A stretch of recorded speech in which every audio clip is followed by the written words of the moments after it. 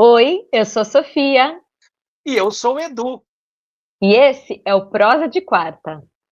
A nossa conversa de toda quarta-feira para prosear sobre arte, cultura, educação e um monte de outras coisas. Ah, Edu, e essas outras coisas de hoje envolve nessa conversa alguns personagens muito importantes na nossa vida, não? Nem fale, e alguns personagens que às vezes mandam mais na nossa casa do que a gente mesmo, Sofia. Ai, nem me fale, olha só. E acho que o pessoal já pegou aí, né, o nosso spoiler. O Prosa de Quarta hoje vai falar sobre os pets, ou animais de estimação, ou os membros da família, os nossos filhotes de quatro patas. Eu acho que isso aí vai depender da época, da cultura e até da língua que está sendo usada essa expressão. Acho que vai ser por aí esse nosso bate-papo hoje, né, Edu? Sem dúvida, a gente vai cavocar um pouquinho para a gente pensar, refletir, trazer algumas informações muito legais sobre esses seres que moram com a gente, que moram na nossa casa e no nosso coração. Mas, algum tempo atrás, a gente só falava animal de estimação, a gente não tinha uma expressão em língua portuguesa. Mas isso mudou muito, né, Sofia? Nossa, Edu, é verdade. Sabe que eu vou lembrando, assim, é uma coisa que eu vou recordando há tanto tempo que a gente caminha pela língua inglesa, né? Desde quando a gente começou a estudar inglês, depois trabalhando, dando aula com essa língua. É engraçado que eu começo a ver que o tempo passou e a gente foi acompanhando, e essa palavra ela foi ficando, a palavra pet, ela foi ficando mais comum, né? No Brasil, hoje, qualquer um, se você falar pet, qualquer um identifica o que é, né? Você vai a pet shop, comprar a ração, comprar o biscoito, tem que falar baixo, se ele escutar biscoito, ele aparece aqui. E é natural, né? Hoje acho que todo mundo fala isso hoje em dia, mas eu fico lembrando, Edu, na época que eu comecei a estudar inglês, que essa palavra não era tão comum. Inclusive tinha um grupo, não lembro se era uma dupla, um grupo musical que se chamava Pet Shop Boys. E quando a gente ia falar, nossa, como é o nome desse grupo, né? Tentando falar o que significa em português.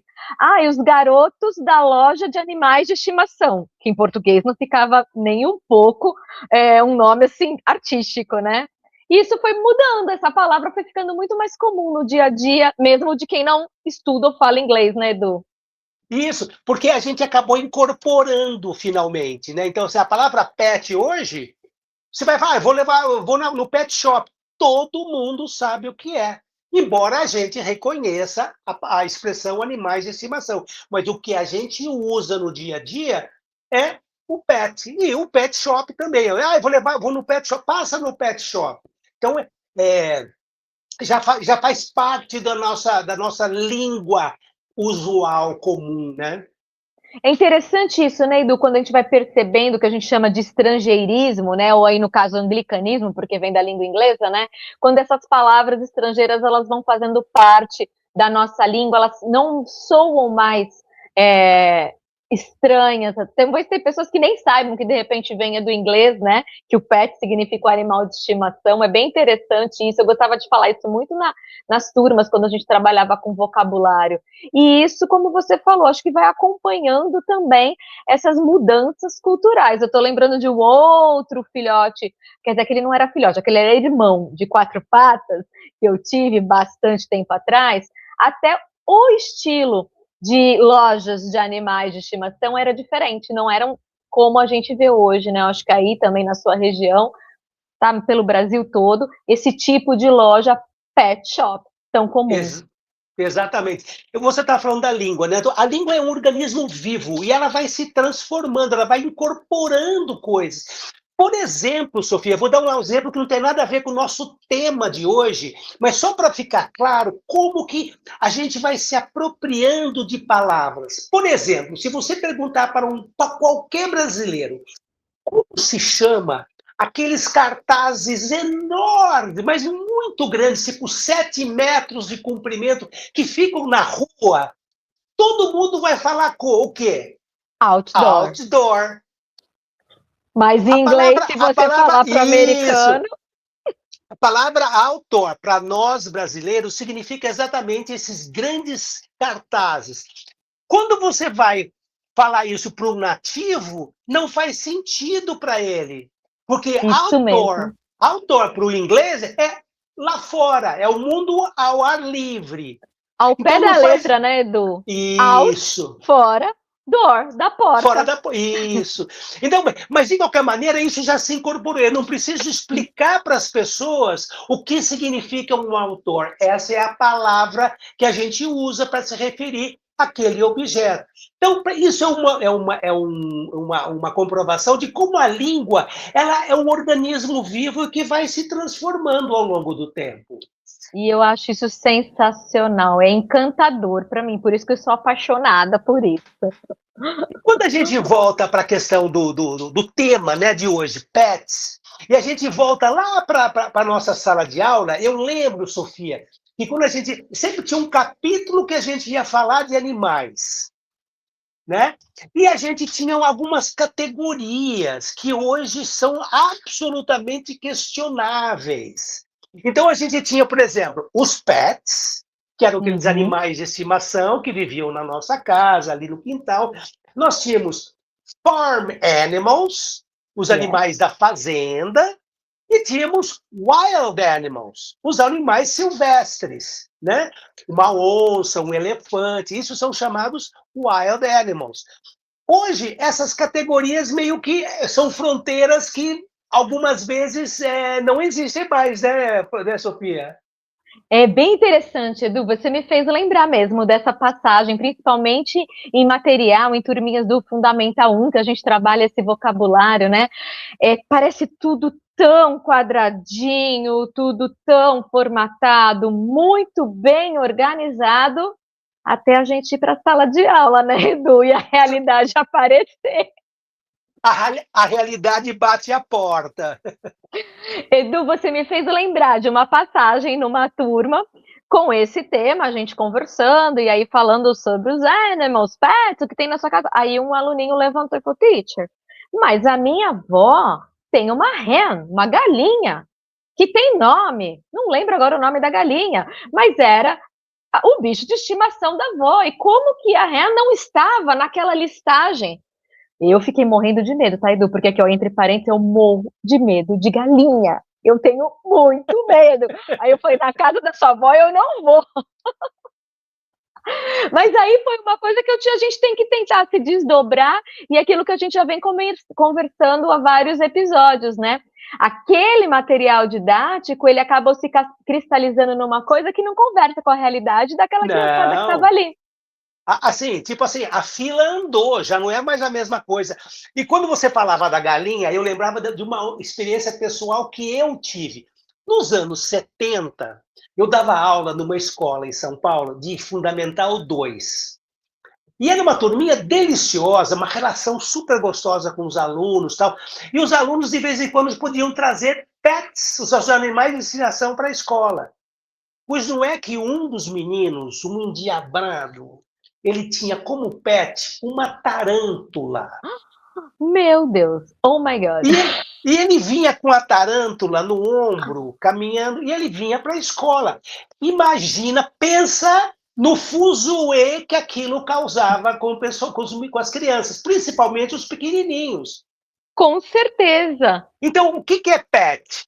Pet é qualquer bicho a que a gente se apega. No caso do menino, o pet dele era uma tarântula. Então, tem gente que tem lagarto, tartaruga, galinha. Né? Galinha.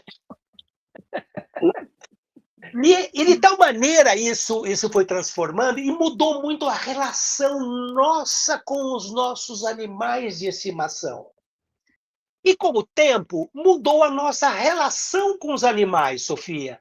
Hoje, eles não vivem no mesmo lugar que viviam antigamente. Então, tradicionalmente, um cachorro vivia no quintal, no canil. Fazia-se uma casinha. Tá. Hoje mudou a vida. As pessoas moram em apartamento, não tem quintal. Eles se aproximaram ainda mais da gente. Eles convivem nos mesmos espaços, Sofia. É verdade, Edu. Ainda que seja a casa, ele já vem para dentro, né?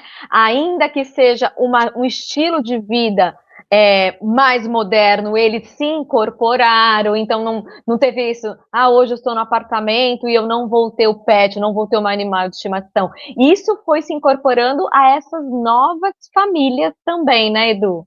Exato, e tem até um nome, isso acabou adquirindo, conquistando uma terminologia. Hoje nós chamamos de família multiespécie, que Bem são interessante. os humanos e os não humanos que formam uma família. E E nessa tem brigas. formação, brigas enormes, Edu. Nossa, já vi. Quando um casal separa, às vezes a guarda do animal de estimação vai parar na justiça. E hoje tem guarda compartilhada de animal de estimação. Interessante nessa dinâmica, Edu, né?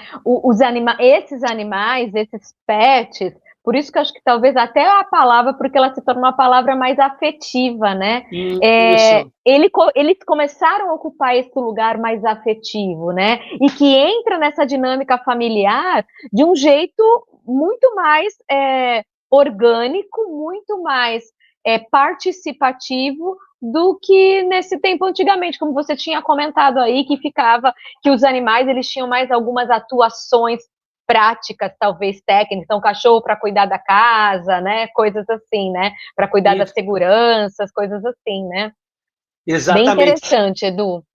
Isso vai provocando mudanças na sociedade que a gente chegou num nível em que foi promulgado agora, em fevereiro de 2026, no dia 10 de fevereiro, no estado de São Paulo, foi promulgada a Lei 18.397, que também é conhecida como a Lei Bob Coveiro. O Bob é o nome de um cachorro. E o que dispõe essa lei? Essa lei diz o seguinte: os animais de estimação no estado de São Paulo, eles podem ser enterrados nos jazigos das famílias do cemitério. Então, os animais de estimação adquiriram esse direito. Isso era absolutamente impensável algumas décadas atrás. E eu diria, Sofia, que talvez fosse até considerado uma heresia lá na Idade Média, no passado mais remoto, provavelmente seria considerado uma heresia. Hoje nós temos uma lei no estado de São Paulo que dispõe sobre essa nova condição, esse novo direito dos animais de estimação. Estado de São Paulo, animal pode ser enterrado no jazigo da família, com direito à plaquinha e tudo mais. Junto com os seus tutores, com a sua família, Isso. né? Olha que interessante, isso rende uma reflexão muito profunda, Edu, porque a legislação também, aí agora vem o lado jurídico da coisa, aqui da pessoa que é meia, eu falo que eu sou meia mussarela, meia calabresa, então meia professora, meia advogada, e é interessante porque a legislação, ela acaba refletindo muitas vezes essa dinâmica da sociedade, essa mudança da sociedade. Às vezes ela pode demorar, mas assim ela responde a um clamor social. Então, muito interessante, eu não conhecia, né? Você que comentou, me apresentou essa lei super nova, agora de fevereiro, só no estado de São Paulo, né? De fevereiro, muito nova, e provavelmente está no estado de São Paulo, muitas vezes ela acaba depois sendo replicada em outras regiões do país, né? Porque justamente eu entendo que esse procedimento, aí essa permissão, não está falando só sobre aquele momento funerário, vamos dizer assim, mas reconhecendo oficialmente algo que na prática a gente já vê, que é esse começo aí da nossa conversa, né? Então, a afetividade envolvendo esses animais que fazem parte dessa nova dinâmica familiar. E é isso, né? Do que está envolvido nessa dinâmica familiar diferenciada. Então, eu acho que é um olhar técnico, né, jurídico, legal, no sentido da legislação, para o que a sociedade já vem mostrando de mudança, e de encarar esse relacionamento diferenciado, não como o animalzinho como uma propriedade. Até a palavra dono já não tem mais sido usado, né? Exatamente, agora é Justamente por tutor, isso. né? tutor, né? O pai e mãe, né? Eu vi muito, agora a gente estava perto do momento do Dia das Mães, eu vi muitas as mães de pet querendo receber os seus carinhos. E acho que mais, acima de tudo, esse reconhecimento do afeto, da memória e do pertencimento que esses serzinhos acabam realmente influenciando na nossa vida, né? Essas questões que você levanta, Sofia, são muito interessantes e elas me ensejam a possibilidade de eu chamar o nosso primeiro quadro de hoje, que é o Pergunte a Sofia. Vamos lá.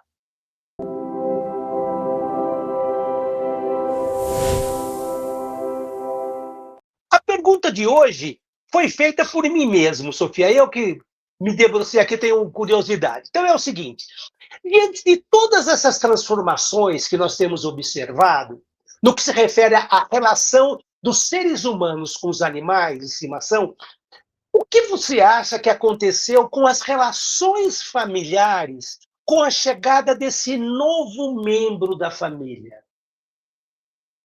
Ah, Edu, acho que é uma coisa assim, uma reflexão grande, e eu acho que é importante da gente pensar, e também muitas vezes, pensando nos nossos colegas em sala de aula, levar isso sim para a sala de aula, né? Porque isso, essa relação, essa afetividade com os nossos filhotinhos, com os nossos bichinhos, elas refletem nos alunos, nas crianças, né? Então, hoje, como você comentou, hoje vejo, eu verifico que é muito diferente de antigamente, aonde os animais muitas vezes tinham aquele espaço mais funcional, como eu comentei agora há pouco, né? Então, o cachorro da casa vai cuidar da segurança, né? O gato do quintal. E, né, já escutei de alguns outros tipos de animais que também ajudavam em segurança, tipo um ganso, coisas assim, ó, Isso. né?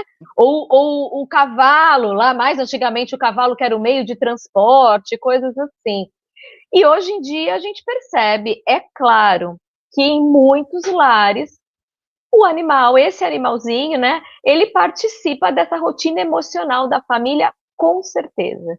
Então, muitas vezes ele tem o lugar preferido no sofá, muitas vezes ele tem o cantinho especial da sua caminha, nas fotos de família, nas viagens e até nessas preocupações diárias, né? Por exemplo, eu tenho perto aqui tipo uma escolinha, então aquela tutora não pode ficar com ele, leva ele para a escolinha para não ficar sozinho, coisas assim.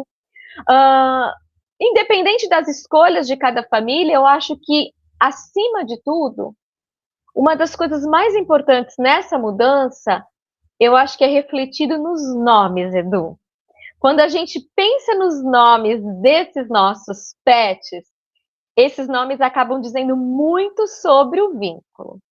Então, se a gente pensar nos nomes, por exemplo, desses animais de antigamente, eram os nomes muito mais genéricos, né? Ou ligados à função do animal, ou nome muito básico, assim que você fala, é nome de cachorro.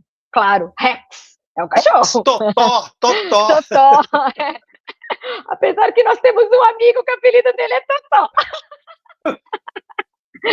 Mas aí você já me fez lembrar, né? Hoje, muitos nomes recebem nomes como se fossem batizado de filho, né? Como se fosse o nome do meu filho. Amigos, parentes, carrega um significado afetivo, né? Mostra o nome. Olha como é importante o nome, né? A palavra que a gente vai nomear aquele ser. Ele mostra que ele passou a ocupar um lugar de identidade na família. Não é só o cachorro, não é só o Rex, é o Nick, a Mel, as minhas charás, eu já conheci várias, de várias espécies. Eu já conheci gata Sofia e cachorrinha Sofia. Eu também, inclusive da família. E aí eu vou lembrar, por exemplo, e eu já vou esticando na tua resposta e a sua pergunta, no Hubble, que é o nosso filhote aqui de casa, Edu. Ah, que legal. Eu vou aproveitar, Sofia, eu vou colocar uma fotografia do Hubble aqui. Ok. Olha ele aí. Meu filhote. Ele é um York, Sofia? Sim, ele é um York de Osasco. Opa, lá, lá. Eu fui buscar ele lá. Ele está há quanto tempo com vocês? Ele veio para cá, ele nasceu em maio de 2019, então agora, mês de maio, Nossa! ele faz 6 anos, mas ele veio para casa em julho de Ah, que legal! 2019. Então ele vai fazer agora 7 anos, né? 7 anos, olha, já está ali um adulto. Não, e a carinha dele é qualquer coisa. Mas para sempre, um adulto de 7 anos, mas para sempre o nosso bebê, né? Isso mesmo. Legal, Sofia. E me fala uma coisa, mas por que Hubble? Olha, Edu, é uma história. Então, olha, tem a ver com isso que eu acabei trazendo aí na resposta para você, porque eu acho isso muito, muito assim, envolvente e significativo. Então, Hubble, que primeiro já é complicado, depois, assim, é que nem o nome da mãe dele, tem que explicar que é Sofia com PH. Então, o Hubble, aí quando a primeira pessoa escuta, eu preciso, né, soletrar. Na verdade, o nome dele tem um porquê na família. O pessoal de casa muito ligado à questão da ciência, das tecnologias, da astronomia. Então, eles lembraram do telescópio Hubble, que está lá em órbita, tirando várias fotos.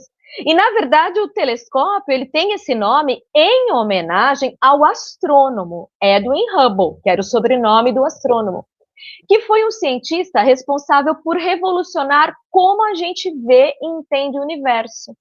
Ele conseguiu comprovar, Edu, olha que legal, olha, a história vai se ampliando. Esse astrônomo, ele conseguiu comprovar que existem outras galáxias além da Via Láctea, que é onde a gente está. E viu que o universo estava sempre em expansão. E isso mudou completamente a astronomia moderna. Quando foi se fazer o telescópio, batizaram com o nome dele. E aí, por conta de todo mundo aqui em casa gostar dessa temática, né, e na hora da escolha do nome do novo bebê da casa, eles deram em homenagem ao telescópio. Então, uma coisa que foi seguindo a outra. Muito legal, Sofia. Ótimo. Ah, e agora eu fiquei com inveja de você. Eu vou falar do meu também, porque aqui a gente também tem um filho de 4 patas. O Joy. O Joy, figura. Eu vou dar um Mostra o jeito. Joy. Eu vou colocar o Joy aqui, a fotografia do Joy. Deixa eu ver aqui. Deixa eu organizar aqui. Ó, olha ele aí, ó. Oh, é fofo. Ah, esse a gente adotou, a gente não comprou o Joy. O Joy chegou por acaso, mas chegou e já conquistou espaço na família. E ele é um Lhasa que foi abandonado por uma antiga família dele e a gente pegou. Ele chegou em 16. Ele está há 10 anos com a gente e ele já tinha 2 anos. Então ele está com 12 anos. Esse ano ele faz 12 anos. Já está um senhorzinho, já está com algumas dificuldades de andar, mas ele... E chama Joy exatamente por causa disso. O Joy em inglês significa a alegria. E ele transformou a nossa família. Ele mudou a dinâmica familiar, Sofia. Que delícia, né, Edu? Em termos de carinho, de troca de carinho, de afetividade. Então, o nome dele expressa exatamente aquilo que ele veio trazer para a gente. E a gente gosta tanto do Joy que ele tem até uma página no Instagram.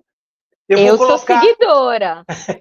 Eu vou colocar na descrição do vídeo o link para a página do Joy lá. E ele tem amigos, ele tem os amigos que seguem a página dele e ele segue alguns amigos também, todos de 4 patas também. Riqueza, muito linda. Nossa, assim, a gente se encanta quando a gente fala deles e eu acho que é aí que a gente demonstra todo esse amor, todo esse afeto por esses serzinhos, não é, Edu? Sem dúvida. E assim, Sofia, as pessoas que estão nos assistindo podem pensar, esses dois são doidos, assim, mas tem gente que é mais. É. E eu queria trazer, então, Sofia, um depoimento que eu colhi, eu tenho uma amiga carioca, que é uma escritora, aliás, uma escritora super divertida, a Gisele Fortes. A Gisele acabou de lançar agora, uns 2 meses, um livro que é um dorama, um verdadeiro dorama. Ela é fanática por doramas, por cultura coreana, escreveu um livro lindíssimo. Eu vou colocar também o link do livro na descrição. E a Gisele mandou um vídeo para a gente, contando sobre o filho dela, o primeiro filho dela. Vamos assistir o que a Gisele fala para a gente. Vamos lá. Oi, eu sou Gisele Fortes, eu sou escritora, e eu vim hoje aqui falar de Luiz Felipe, o meu primeiro filho. Sim, antes de ser mãe das gêmeas Ana Clara e Maria Eduarda, eu tive um filho de 4 patas, um fox paulistinha maravilhoso, chamado Luiz Felipe. Apesar de pequeno, ele tinha um jeito e uma coragem de leão, uma personalidade única, uma maneira especial de exigir as coisas que eram dele. Ele me dava amor de uma maneira incondicional, pulando quando eu conquistava alguma coisa e ficando do meu lado, lambendo lágrima por lágrima quando eu estava triste. Foi assim dos meus 16 até os meus 32 anos. E quando foi a vez dele de ficar doente, eu também tive do lado dele, muitas vezes andando ajoelhada para fazê-lo caminhar pela casa, porque ele já não tinha força nas patinhas. Ele foi luz, ele foi alegria de toda a minha família e viveu 16 lindos anos do nosso lado. As minhas meninas não tiveram a chance de vê-lo fisicamente, porque quando elas nasceram ele já tinha partido há bastante tempo. Mas elas sabem da história dele, conhecem todas as fotos e reverenciam o quadro que fica na sala da minha casa, porque sabem que para onde quer que eu vá, ele vai comigo no meu coração e na minha memória. Ai, Edu, eu fiquei muito emocionada com a história do Luiz Felipe. Já tive alunos Luiz Felipe, mas o Luiz Felipe da nossa colega aí, da sua amiga, foi linda a história que ela trouxe dele, ela é emocionante. Olha, como esse afeto vem carregado nessas relações. Eu fiquei muito tocado. Eu pedi para a Gisele fazer esse vídeo para a gente, Sofia, porque alguns meses atrás, ano passado, ela fez um post no Instagram que era o aniversário do Luiz Felipe. E eu fiquei tão emocionado com o que ela falava a respeito do Luiz Felipe, que já tinha ido embora há muitos anos. Mas ela falava com uma emoção tão grande que contagiava a gente. Então, quando pintou a ideia de a gente fazer esse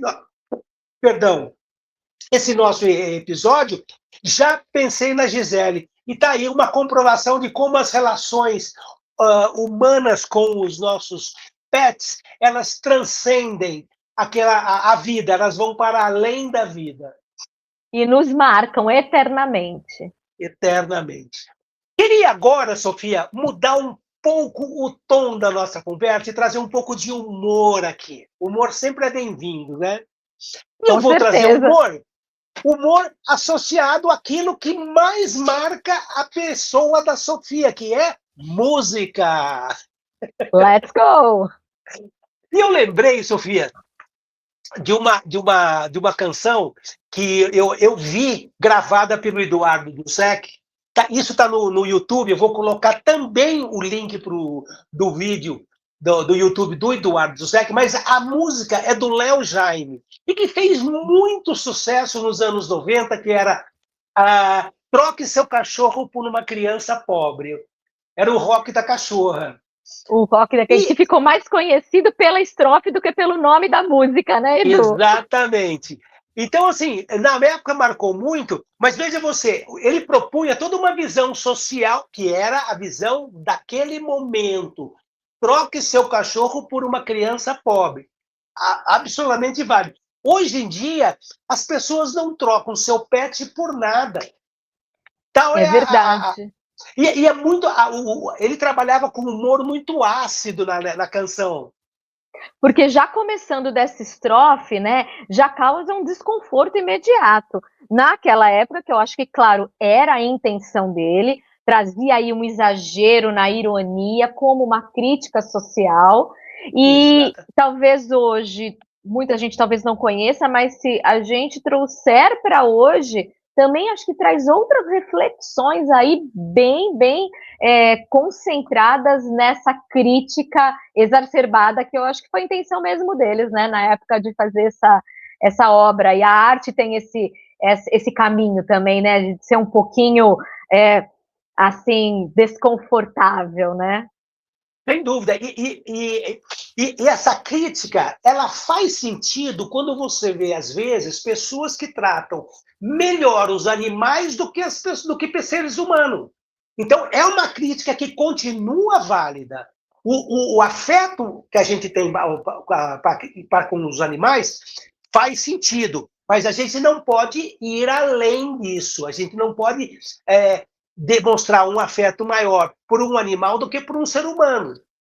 Então, ou inverter esses papéis, né, Edu? Exatamente, exatamente. Então, continua sendo uma crítica válida. Sem contar na questão social, essa preocupação social também, que eu tenho certeza que foi a intenção deles nessa música, nessa obra, né? Mas você me fez lembrar, eu lembro, nossa, e pegou muito, né? Esse refrão era repetido, tocado, e ficava igual aquela música chiclete ali, né? Troque seu cachorro por uma criança pobre. Ó, lembrei. Edu, chegou agora a hora, depois de a gente cantarolar, até cantarolei, hein? Deu uma... Hoje você rompeu limites. Rompi limites. Se ainda tiver alguém nos assistindo, depois de eu ter cantarolado essa estrofe, agora chegou a hora do nosso bloco Pergunte ao Edu. Vamos lá? Vamos lá.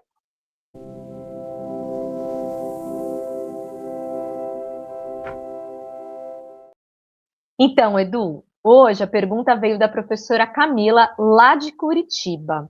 Ela perguntou assim para você: em um mundo cada vez mais conectado à tecnologia e mais distante das relações afetivas reais, você acha que a convivência com os animais pode ajudar as crianças a desenvolverem mais sensibilidade emocional e compreensão pelo outro?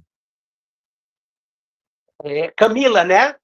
Camila de Curitiba. Muito obrigado pela sua pergunta, Camila. Camila, eu tenho certeza absoluta disso daí, de que ajuda. Eu tenho certeza e tenho comprovação. Eu vou dar um exemplo para você.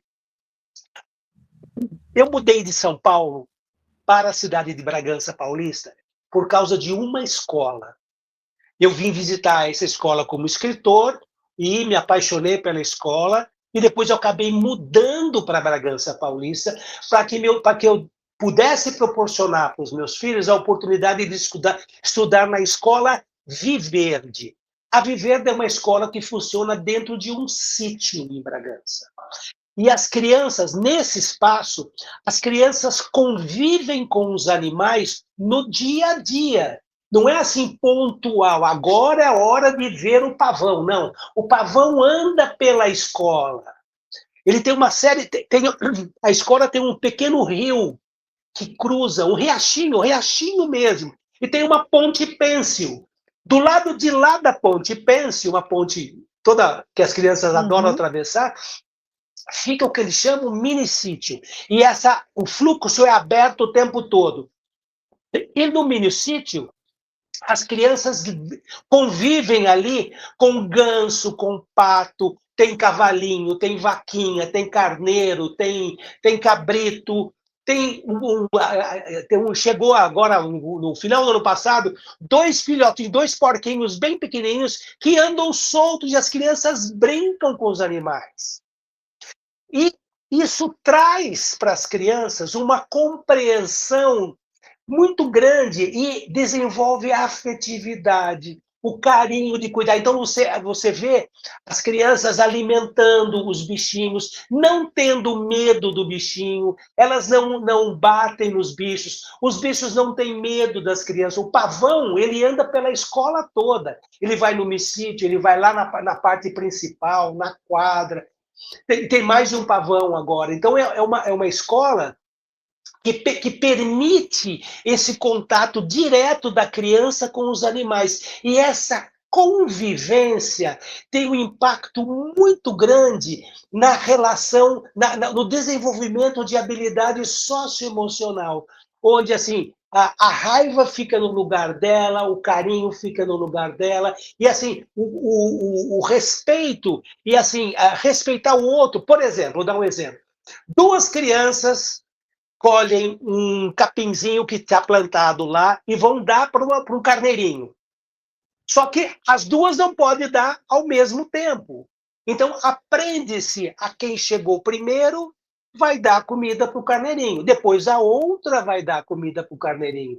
Então, essas regras mínimas de convivência, de boa convivência, elas são facilitadas por essa relação que as crianças têm com os animais. Isso é só um exemplo. A escola tem toda uma proposta de natureza. Então, por exemplo, o chão é de terra, onde as crianças brincam na terra.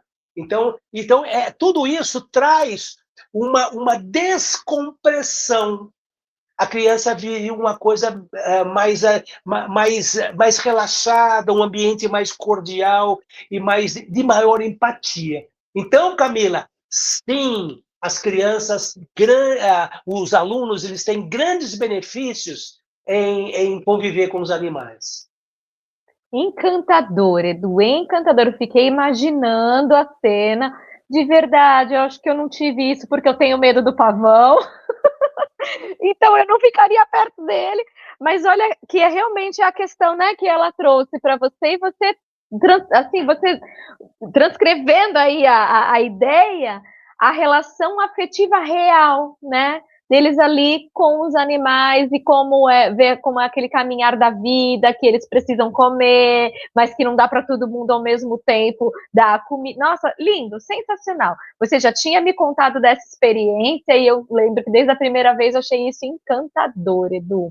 E eu vou Muito deixar bonito. também o link para a página da Escola Viverde no Instagram, para que as pessoas que tiverem interesse vão lá ver as imagens das crianças no recreio. Tem aulas que são dadas lá fora, no meio desse ambiente aí. Então, isso faz toda a diferença. Com certeza. E parabéns por uma iniciativa tão bonita, né, para essa instituição, né, Edu? Opa, sem dúvida. Parabéns a Viverde. Parabéns mesmo. Ainda quero ir conhecer ao vivo. Quando estiver por aí, você vai me levar. Com certeza. Edu, para aí a gente ir aí finalizando, alinhavando as nossas atividades, me veio mais uma coisa, pensando aí agora na nossa área também da língua inglesa. Quando a gente fala dos animais, me veio, e aí pensando em música também, que você trouxe uma música nacional, eu já fui para uma música internacional, e aí eu lembrei de algumas expressões, e nessa música, por exemplo, expressões em que a gente usa as palavras o nome dos animais, mas com expressões idiomáticas que trazem, às vezes, outro significado. E aí me lembra de uma música que eu amo, da Alicia Keys, Underdog. Né? Então, Underdog. Adoro, muito bonito. E aí eu lembro que, às vezes, alguns alunos queriam, vou traduzir ao pé da letra, embaixo do cachorro, teacher? Eu falei, não tem nada a ver com isso, né? Então, são algumas expressões idiomáticas que toda língua tem, não é coisa só do inglês, né? Mas aí, literalmente, o dog não tem a expressão do cachorro, né? Então, é muito interessante que quando você daí assiste, depois a gente coloca também o link aí do clipe, da música, ou vê a letra inteira, coloca, Edu, você vai entender que, na verdade, essa expressão, ela traz alguma coisa de subestimado, desacreditado, né? E aí depois tem toda uma explicação por que dessa expressão. Eu acho também bem interessante quando a gente traz os nomes dos animais. Isso acontece com partes do corpo, se a gente for assim, a gente vai lembrar em vocabulários além, mas como a gente está falando especificamente em pets, me lembrou dessa expressão por causa da música, quando você citou a música do Eduardo Duzec, do Léo Jaime, me lembrou dessa daí também, e aí eu falei, já vamos fazer um link para falar sobre vocabulário em inglês. Curiosamente, Sofia, eu estava lendo, faz umas 2 semanas, um texto sobre bullying no ambiente escolar. E era usado essa expressão no plural, the underdogs. The underdogs era aquele grupo de alunos que são colocados à margem na escola.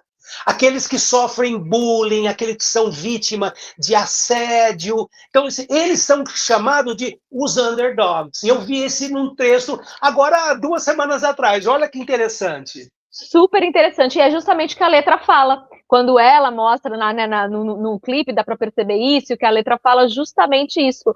Eu acho que é um grito até assim para a sociedade, de falar que essas pessoas elas precisam ser vistas, elas precisam ser valorizadas, né, que elas não podem ficar à margem da sociedade. Olha que interessante, sem querer, as nossas duas músicas, elas fazem um link de crítica social, não igual, mas assim, que dá para desenvolver bastante reflexão em sala de aula. Eu já pensei em 1000 práticas dentro da sala de aula, Edu.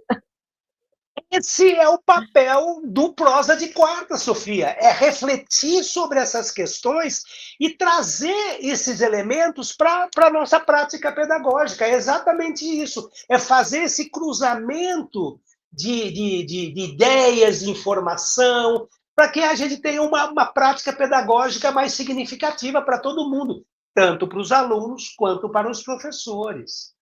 E aí a gente vai percebendo, né, Edu, que por mais que a gente seja de uma área específica, então, por exemplo, no nosso caso, a área de línguas, essa questão, ela nunca é solitária, ela nunca é sozinha. Ela vai estar carregada de questões históricas, de questões culturais, né? Não adianta ele traduzir a letra da música literalmente, né? Não faz sentido. Não faz sentido. Então, é por isso até o nosso incentivo aí nessas práticas interdisciplinares que a gente tem tanto conversado aqui e a gente tem trazido para os nossos colegas, né? Isso mesmo.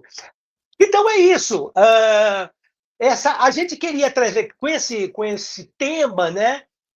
Abrir uma janela para a gente abordar também essas questões. Vejam vocês, a gente está falando de pets, mas no fundo a gente está falando do ser humano, né? Das nossas relações de afeto, das nossas relações de inteligência emocional. Então, isso é isso que a gente queria fazer aqui.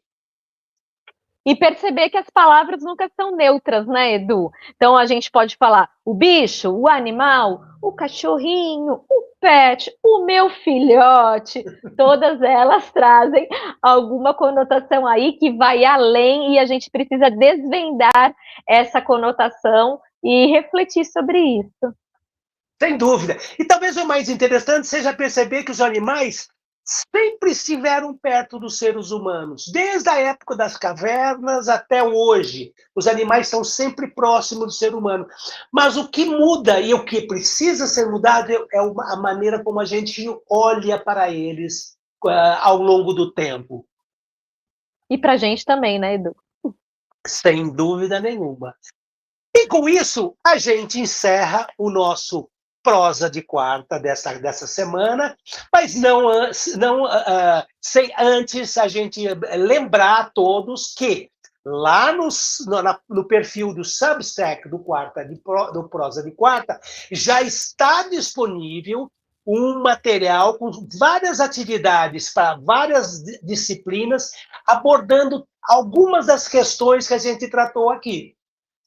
Então vai lá, se inscreve no canal também, né? Dá a sua curtida no canal, aquela frase de sempre, mas que nos ajuda a ampliar cada vez mais e nos incentiva a estar toda semana aqui também junto com vocês. E conta para os amigos, fala, olha, tem uma Prosa de Quarta lá que eu posso assistir qualquer dia da semana.